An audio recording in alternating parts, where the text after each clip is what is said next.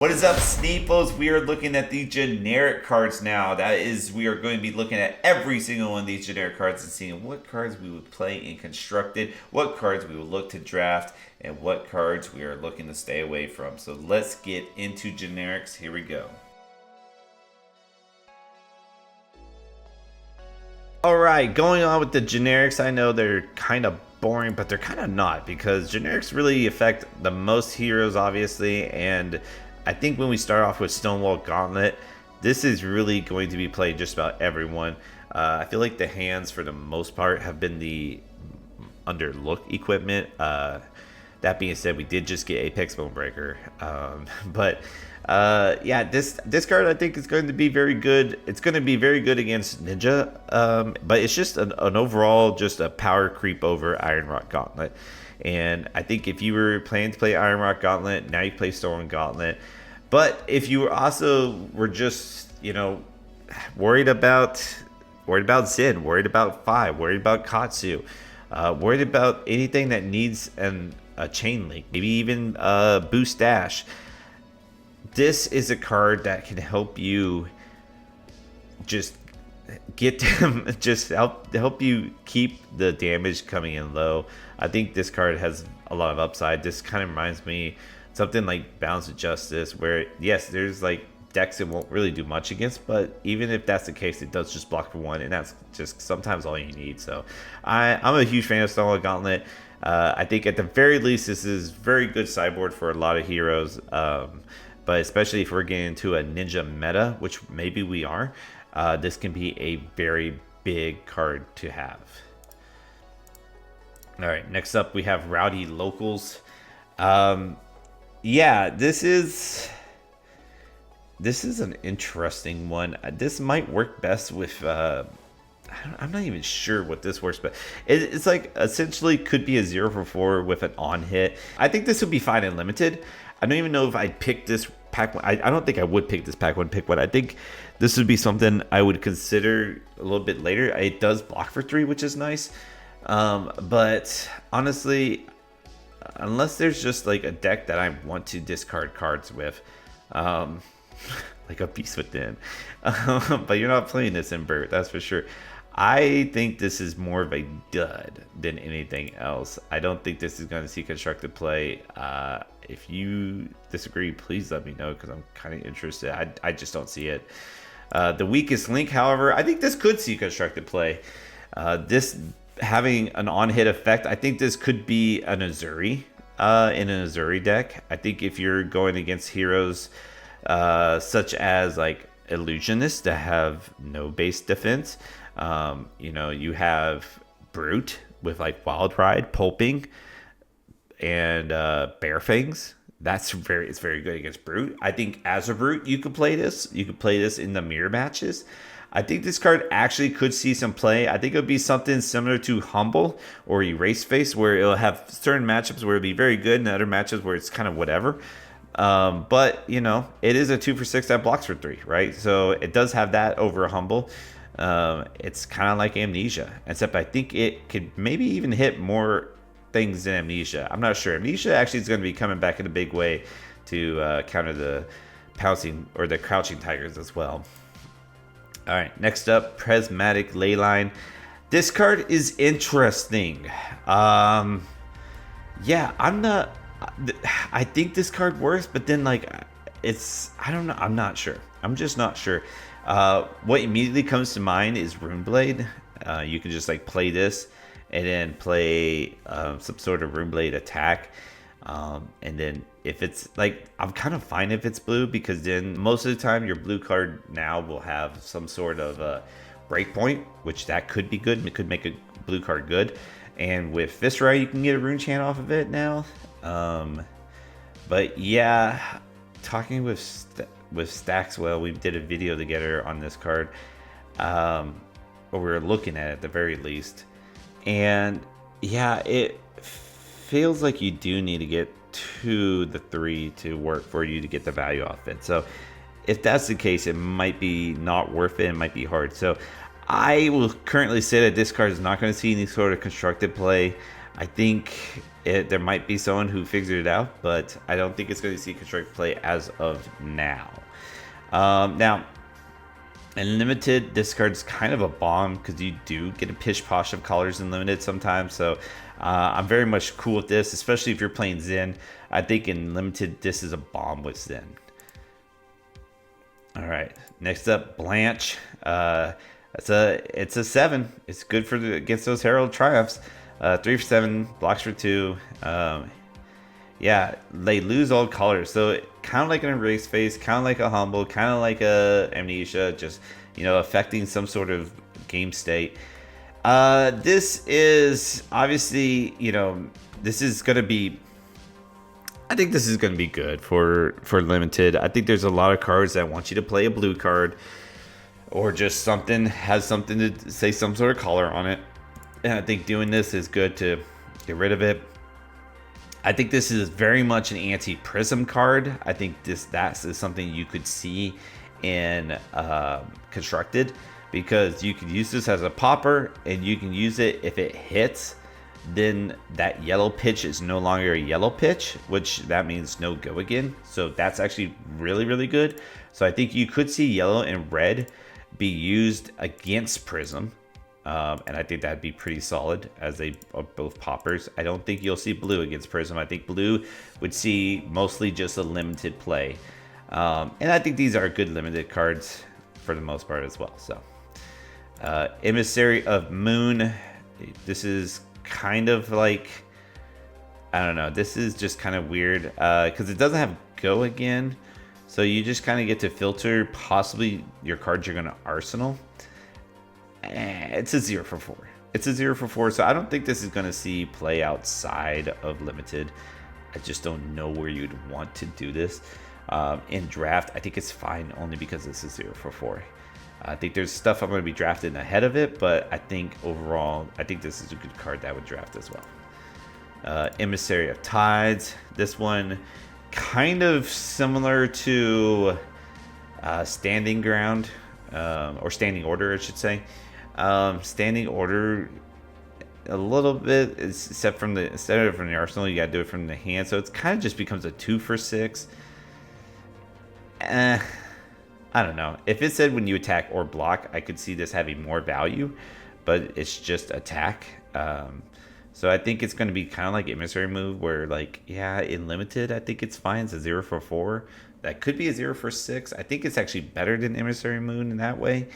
But I'm not stoked on the card. I don't think it's going to see any sort of CC play.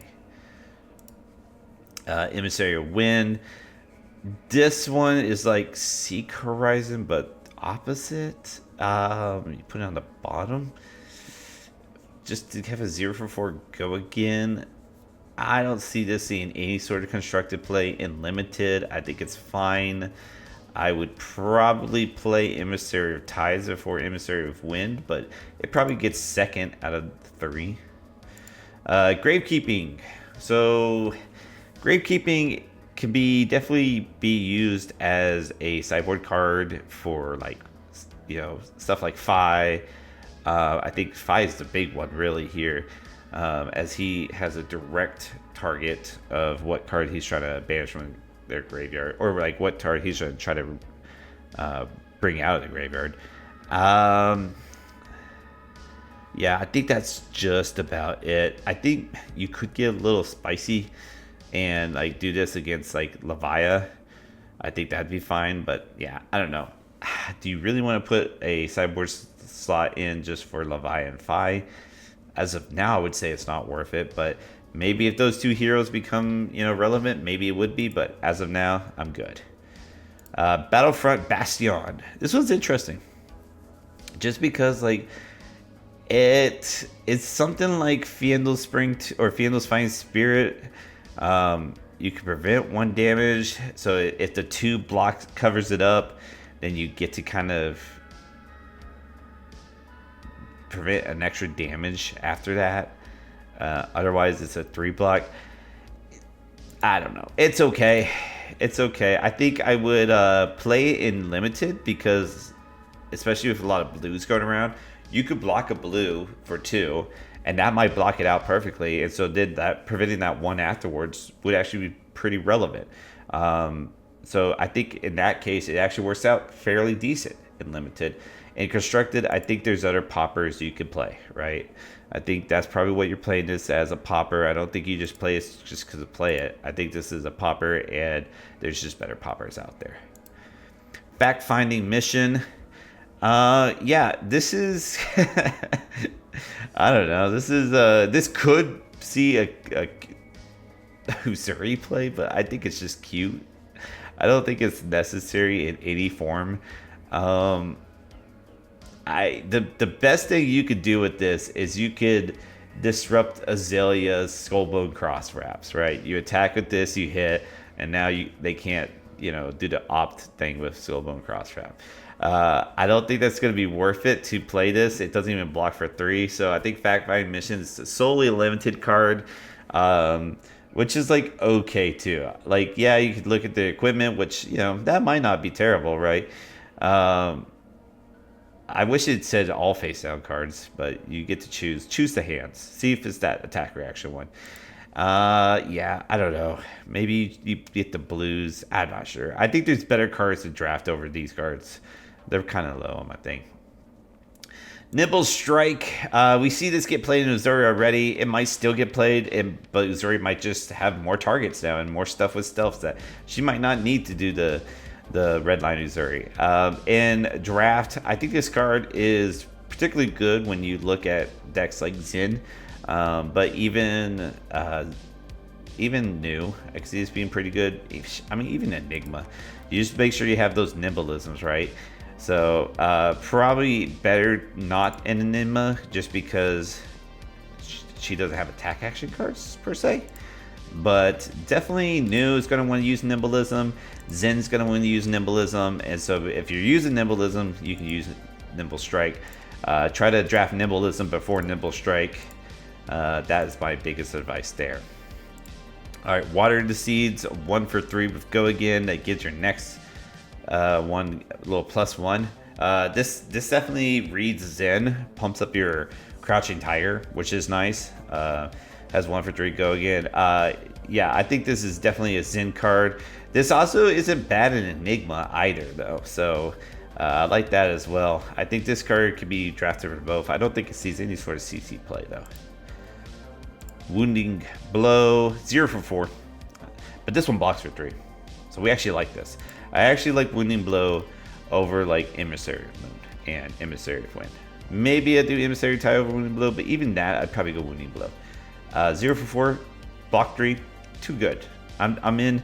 You got me. I'll play this in all decks. This card, I'm all about drafting. As far as playing it in any sort of constructed format, the Emperor likes this card. All right, Evasive Leap, a D react, 0 for 3 D react. This is good in limited. I think you play these. The red one particularly, I don't know about these. I don't know about playing the blues or yellows, but the red one, yeah, I like the red one. Even if it's not a Sink Below or Fate for Seeing, 0 for 3, I'll take. That's fine. I already typed on Nimbleism and now Crack Bobble, and don't do Crack Bobbles. So that's all the generics. Yeah, you got some cards that I think will be seeing play outside of limited. Stonewall Gauntlet. I can see Blanche, maybe even the Weakest Link. But I think most of them fall short of the mark. Even in limited, I'm not huge on the generics here. I think, Nimbleism, Nimble Strike, Water Seeds, Wounding Blow, I think those are cool. But like everything else, I'm kind of meh on. Prismatic Leyland being the only exception. I do think that could be a bomb in limited. So, but yeah, that's kind of it. Definitely for limited, definitely want to draft non-generics, it seems like, even though generics keep you open. Even the Mystic cards seem better than generics, so I would consider that. And then, yeah, past Blanche and Weakest Link and Stonewall Gauntlet, I don't think there's much for CC. But yeah, that is the generics for us. I did a video with Stackswell. You can find that on his YouTube channel, where we break down and talk about all the expansion slots. The only one we did not talk about is this Enigma New Moon. I'll go ahead and give a little analysis right here about that. I think she is fun. I think you are going to build something that, you know, you're going to work with making use of those spectral shield tokens. I think she opens up dynasty cards with those spectral shield tokens, perhaps. And then finally, I think the one thing that Enigma New Moon has going for her, and I mentioned this in our Mystic Illusionist video, is that she can play Heirloom of Rabbit Hide pretty cheatingly. You know, she doesn't have to be at 1 life to flip that over with her ability to gain that ward 4. So I think that's pretty cool. I think that's what Enigma New Moon has going for her. I think she's fun. I don't necessarily think she's competitive, but I do think she's fun, and I do like the art on that. It's pretty cool. I love the green on it. All right, but that, again, go check out the video on Staxwell's page for the expansion slots. Otherwise, this has been the generic, and this has been the last of the video. So thanks for watching, guys, and keep on fabbing.